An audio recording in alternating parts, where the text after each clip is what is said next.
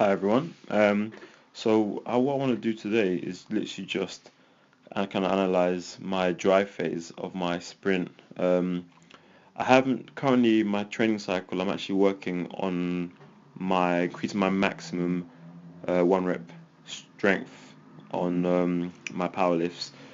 So I haven't been doing a lot of explosive kind of sprint work, whether it be plyometrics, kind of power based repetitions on any particular power lifts, but I do like to kind of dabble in my sprint technique drills, drive phase throughout my training cycles, even if it's just once a week or once every other week, just because I really enjoy it, even if it's not my primary focus of my current training modality. So I wanted to film my drive phase because like when I'm running, because I've dropped my weight considerably over the last 6 weeks, I feel a lot more powerful. I feel quicker, faster in my acceleration, etc. But I wanted to kind of film my technique on my drive phase because I don't feel like I'm leaning forward enough during the actual drive phase or when I come out of my 4 point stance. 4 point stance basically means obviously is a typical sprint stance where you have your two hands touching the floor, with obviously your 2 feet as well in that kind of kneeling down crouching position. So I'm going to put it into slow motion, about quarter of the speed, and yes, I mean I was proven right. My forward lean of my trunk is not as as extreme as I would want it to be on my drive phase. Now, of course, I'm comparing myself to actual professional sprinters, which I'm not. I'm definitely, I'm a team sport athlete with a passion for track sprinting. But still, let's rewind that. Whoop. Where am I? Where am I? Come back, come back, come back. So when I come out of the metaphorical blocks, you'll see that I'm at probably not even 45 degrees. So just there, I probably am just about 45 degrees. Now, technically, in terms of the technical model for coming out of the blocks, I would say looking at that, it looks pretty good. I know this is only one angle of it, but the knee drive is good on my right leg. There's at least a 90-degree flexion at my hip flexor on my right leg. My left leg is, I would assume, fully extended at the knee and ankle. Obviously, I can't see my left ankle because of the pillar, but I'm going to assume it's at full extension at the ankle and the knee. Arm drive looks good. Like if you look at the coordination and balance between my right leg and my left arm, they look very well coordinated in the sense that the angle for my torso is the same roughly. Head down, opposite arm driving back as well. So that looks really good to me. My only criticism of this is just I'm too upright too early.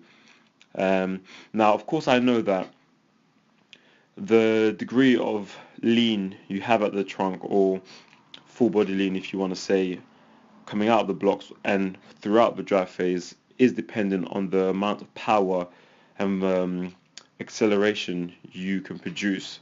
Because obviously, if I was to attempt to lean forward more with the current amount of acceleration that I'm producing, I would just fall over.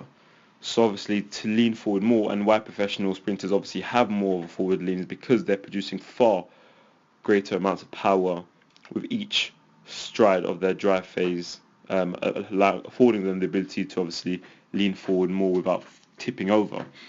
So yes, I know it's a bit of a pointless exercise to critique myself too much on my forward lean, but you know, I'm hoping that by being able to see it on camera, I know what level I'm at and I know what level I need to kind of get to, because I'm predicting that once I change my training phase into a more power and plyometric training phase, I will hopefully be able to increase the amount of power I generate per ground contact, and of course with that afford myself the ability to lean forward more and have that kind of gradual ascent, like a plane taking off, which is obviously the ideal technical model for your drive phase.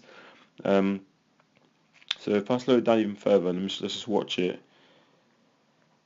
See, I haven't even gone 10 meters yet, and I'm bordering on being upright already, which is, again, in comparison to a professional sprinter, or even a semi-professional sprinter, is obviously very poor. But as a team sport athlete, that makes a lot of sense. Team sport athlete for me, obviously, is football, if you don't know already. Because obviously the kind of work that team sport athlete does is very much based on rapid changes of direction. So having to be upright relatively quickly would be important because you have various different stimuli coming at you, i.e. player position, where is the ball. So obviously it's natural for me to want to be upright as quickly as possible to see what's going on around me. But that will not help me run faster on a 100-meter track though. So if I take a step stride by stride, so there, yes, we already analysed that. I'm happy with that. My left leg, if you watch my left leg, it comes through very low, very close to the ground, which is another good point and another aspect of my drive phase, or at least the first two strides, that is similar and appropriate to the technical model of a drive phase. But after that initial, so we got step 1, left leg dragging low to the ground, good. Step 2, if you look at my right leg now, already it's coming up very high off the ground. I'm basically engaging my hamstrings a lot already in the process of taking my third stride. So my heel is coming up. Okay, that may not look high objectively, but in the context of the technical model of this phase of the sprint, it's coming up way too high. Because if you compare the difference between my left leg coming through very low down, it doesn't even go above my knee. But if you look at the other one, the heel is almost above my knee. In fact, it is above my knee as it comes through. And again, is that simply a consequence of my reduced amount of power in comparison to athletes who run track professionally, or is that something that I can correct with my current amount of force production on my drive phase? I think yes, to be honest with you.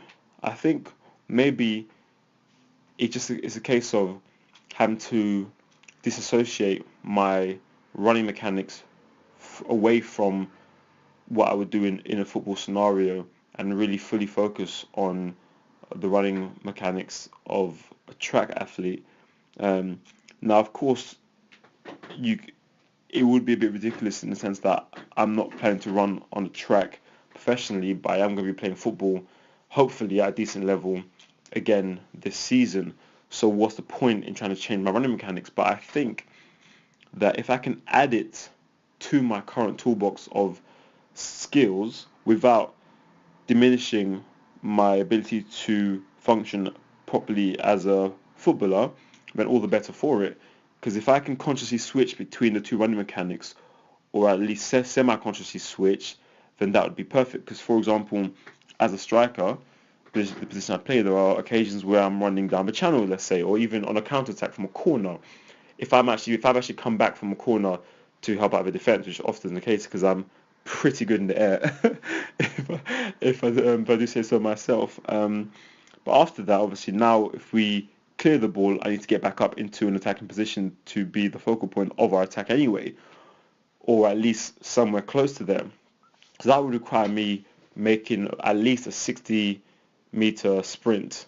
So if I could then switch from the short, sharp change direction sprinting mechanics that I would normally utilize into a more typical track athlete sprint mechanic, then that would be great because then I'd be able to cover that 60 meters quicker, let's say, than I would if I was to run like a footballer, i.e. just like Cristiano Ronaldo does from counter-attacks from corners.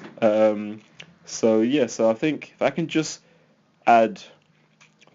keep this technique there, bring my leg really low on my next stride as well, and on my next stride. So if I can get 4 strides with the appropriate drive phase mechanics in terms of heel lift or lack of heel lift, then I think that would increase the time I spent closer to the ground, i.e. my forward lean, without necessarily having to worry about the amount of force and power I'm producing with each ground contact to aid the forward lean. So maybe that would be kind of a roundabout way to maintain a greater forward lean, in early phases of my drive phase before I go into transition, because I'm already transitioning basically, and the distance between those two pillars is off the top of my head is less than 10 meters, because the cones, if you look at the orange cones I've placed beside one pillar and then on the other side of the pillar in front of me, that is roughly 10 meters. So I'm literally going from drive phase, already transitioning into an upright max velocity sprint. What's interesting I find is when I sprint, I know my body, because obviously it's my body, I'm nowhere close to being at maximum velocity at this point, but I'm already transitioning my running mechanics into a maximum velocity style of running, or maximum velocity movement pattern, which I guess is something I need to work on, because it's very, it's inefficient in terms of producing a maximum amount of speed over 100 meters, let's say, or even just 60 plus. So it's just something for me to work on, but I'm not going to work on it too much right at the moment because my Achilles tendon is fine. I've been conditioning my calf and ankle complex to obviously allow for a stiffer ankle and shorter ground contact times, but I'm not going to overdo it just yet because I have hopefully a long, beautiful season of football ahead of me.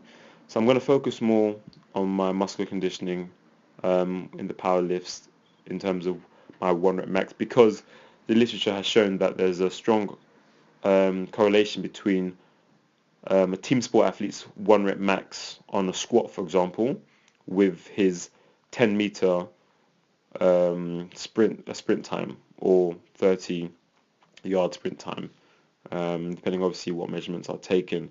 So with that rationale in mind, I'm looking to improve my acceleration, not necessarily my drive phase in terms of technically like I am analyzing in this video, but just my general acceleration ability over short distances by increasing my 1 rep max on my back squat, because of the correspondence that has been shown in previous literature about how the two correlate together. So I don't think there's anything else I want to say about that. I rambled on for quite a bit. I appreciate you listening all the way through to the end if you have. But so in conclusion, first stride, good. And from the second stride, already the mistakes begin, or the deviation from the technical model begin. Something that I'm going to work on in the long term. But in the short term, I'm just focusing on improving my maximal strength on my power lifts with a view to improving my acceleration. So that is that. I might do a max velocity phase video to analyze my running mechanics during that phase, which I think is pretty good because that's where I'm my strongest when I sprint, especially on a track, because that's obviously in the football scenario. As a football player, you rarely sprint more than 60 meters, so I rarely really achieve maximum velocity on a football pitch, which is why most people I play with or against underestimate how quick I really am, because of, they see a long-limbed athlete like myself trying to accelerate like a really cumbersome you know what I'm trying to say, like a train basically, in terms of my locomotion. But don't be fooled though, I'm a quick guy. Maybe not as quick as I once was, pre-chronic hamstring injuries, but I'm getting back to somewhere near my old self. So thank you for watching, and hopefully you've learned something about the sprinting mechanics of a dry phase, so it hasn't been completely wasted your time. But yeah, so thank you very much, and hopefully I will see you next time for another analysis of my physical capacities.